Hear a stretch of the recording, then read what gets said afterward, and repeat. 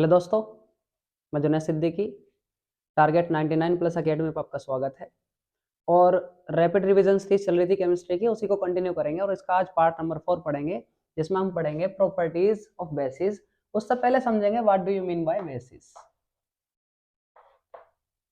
Basis का meaning क्या है, बेस का मतलब क्या है? Any substance which dissociate OH minus ions in the solution of water is known as the basis। ऐसा समझ के चलो, आपने देखा था एसिड्स को यदि हम पानी के अंदर डालते हैं तो वो पानी की सॉल्यूशन में कौन से आयंस रिलीज करता है? तो हमें पता है H+ आयंस रिलीज करता है। जबकि बेसिस में क्या करता है, ये OH माइनस आयन रिलीज करता है। तो ऐसा कहा जा सकता है कि सारे एसिड्स के अंदर H+ आयंस कॉमन होता है। उसी तरीके से सारे बेसिस के अंदर OH माइनस आयंस क्या होते हैं, कॉमन होता है, मतलब सबके अंदर प्रेजेंट होता है। तो ऐसा कहा जा सकता है कि कोई सबस्टांस को अगर हम पानी के अंदर डालते हैं तो पानी की सॉल्यूशन में यदि ये OH माइनस आयंस रिलीज करता हो, देन ऐसी सिचुएशन में हम कह सकते हैं कि this substance is a base. तो जिस तरीके से हमने एसिड देखा था कि अगर वो ज्यादा H+ आयंस दे रहा था तो इसका मतलब वो क्या था, एक तरीके का स्ट्रॉन्ग एसिड था। लेकिन अगर वो कम H+ आयंस दे रहा था तो वो एक वीक एसिड था। सिमिलरली यहाँ पर अगर ये कोई सबस्टांस पानी में घुलने के बाद, पानी में डिसॉल्व होने के बाद OH माइनस आयंस की संख्या ज्यादा दे, इनकी कंसंट्रेशन ज्यादा हो, that means it is a strong base. और अगर यहाँ पर OH माइनस आयंस की संख्या कम हो, उनकी कंसंट्रेशन कम हो, that means it is a weak base. तो यहाँ पर भी हम बेसिस को क्लासिफाई कर सकते हैं एज ए स्ट्रॉन्ग बेस और दूसरा वीक बेस। समझ तो चुके होंगे आप, शॉर्ट्स में अपना नोट्स बना लेना कि जिसके अंदर OH माइनस आयंस ज्यादा हो तो वो क्या होगा, हमारा स्ट्रॉन्ग बेस होगा। लेकिन जिसके अंदर OH माइनस आयंस कम हो तो वो क्या होगा, हमारा वीक बेस होगा। देन इसके बाद में हम समझेंगे कि बेस का ही एक बड़ा भाई होता है, इनफैक्ट छोटा भाई होता है, जिसका नाम होता है अल्काली। देखिए बेसिस क्या होते हैं कि जो भी सबस्टांस पानी के अंदर OH माइनस आयंस देगा वो क्या है, बेस है।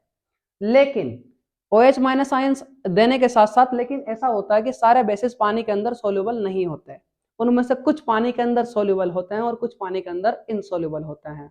तो ऐसा समझ लीजिए, जो बेसिस पानी के अंदर सोल्यूबल होंगे दोज आर नोन एज अल्कालीज। मतलब ये ऐसे बेसिस हैं जिनको अगर पानी के अंदर हम डालें तो यहां पर ये क्या होगा, these are soluble in water.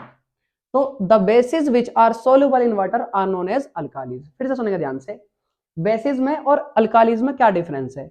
हम बोलेंगे कि अल्काली जो है वो बेसिस का एक सबसेट है, मतलब उसी के अंदर कैटेगरी में आता है।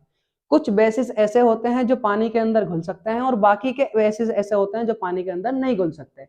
जो नहीं घुल सकते उनके बारे में मैं बात नहीं कर रहा, जो पानी के अंदर घुल सकते हैं वो वाले बेसिस ही क्या कहलाएंगे बच्चों, अल्कालीज कहलाएंगे। इसके तुरंत बाद हम देखेंगे what are the properties of basis.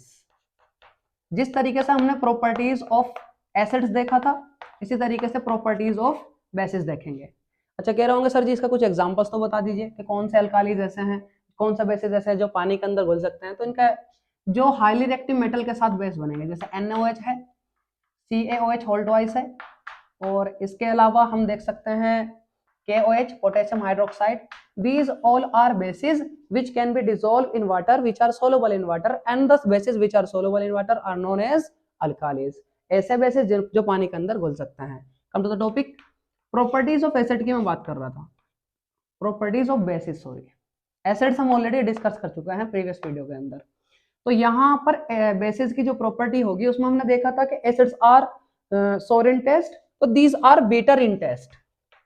Compare करते जाना है, ये बीटर इन टेस्ट होंगे, आगे अपना आप लिखना। दूसरा, एसिड्स में हमने देखा था कि वो रेड ब्लू लिटमस को रेड में कन्वर्ट करता था, तो ये उल्टा करता है, रेड लिटमस को कन्वर्ट करता है ब्लू लिटमस के अंदर, आगे अपने आप।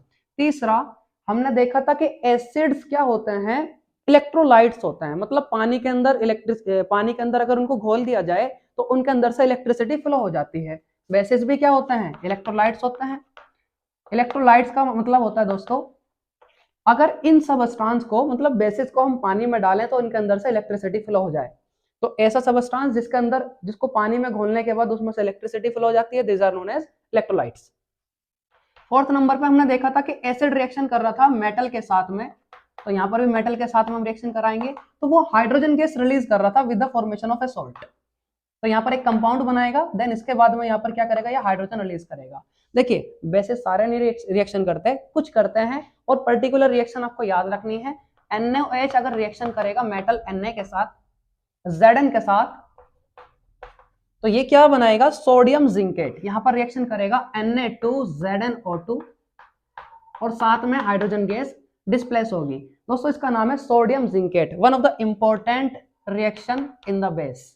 नेक्स्ट हम देखेंगे 5वें नंबर की प्रॉपर्टी बेसिस के अंदर कि अगर कोई बेस रिएक्शन कर ले एसिड्स के साथ, देन ऐसी कंडीशन में, मुझे इसको वैसे रिपीट भी नहीं करनी चाहिए, एसिड और बेस रिएक्शन करते हैं, this is known as the neutralisation reaction, और इस रिएक्शन के अंदर सोल्ट एंड वाटर का फॉर्मेशन होता है।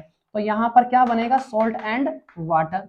Late us take some examples, जैसे कि बेस में हमने ले लिया NaOH और एसिड में हमने ले लिया HCl, और इसकी अगर हम रिएक्शन करते हैं तो यहाँ पर बनेगा NaCl प्लस H2O। NaCl हमारा कॉमन सॉल्ट है जो हम घरों में इस्तेमाल करते हैं, NaOH जो है कास्टिक सोडा है, HCl हाइड्रोक्लोरिक एसिड है। तो अगर बेस एसिड से रिएक्शन करता है तो सोल्ट एंड वाटर का फॉर्मेशन करता है, this reaction is known as the neutralisation reaction. अच्छा, मैंने पहले भी कहा था कि बैलेंस आपको खुद करना है। अगर किसी बच्चे को बैलेंसिंग में प्रॉब्लम आ रही है तो मुझे बताना, मैं सेपरेट वीडियो बनाऊंगा, हालांकि हम चैप्टर 1 को भी इस सीरीज के अंदर डिस्कस करेंगे। 6 पार्ट में इसकी रिएक्शन पीछे से भी देख सकते हैं आप।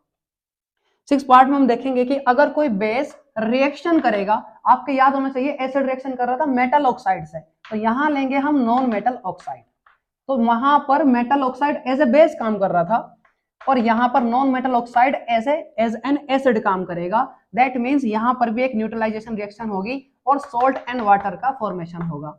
अगेन एक एग्जांपल लेंगे, NaOH अगेन एक बेस लिया मैंने, नॉन मेटल ऑक्साइड के अंदर हम लेंगे कार्बन डाइऑक्साइड, और यहां पर फॉर्मेशन होगा Na2CO3 का, और जब ये बनेगा देन इसके बाद में हमारा क्या मिलेगा, H2O। तो सोडियम कार्बोनेट एंड वाटर हमें क्या मिल जाएगा, एज ए प्रोडक्ट हमें मिल जाएंगे। तो दो, ये क्या है, सॉल्ट है और ये वाटर है, न्यूट्रलाइजेशन रिएक्शन। नेक्स्ट हम देखेंगे 7वें नंबर पे कि बेसिस जो होते हैं दीज आर सोपी टू टच या फिर स्लीपी टू टच। अगर इनको टच करेंगे तो स्लिप करेंगे, सोप की तरह होते हैं ये, साबुन की तरह। तो these are some important properties of bases. कल हम नेक्स्ट क्लास के अंदर देखेंगे सॉल्ट्स के बारे में, देन हम स्टडी करेंगे पीएच वैल्यू के बारे में। आज के लिए इतना काफी है। Thank you for watching this video.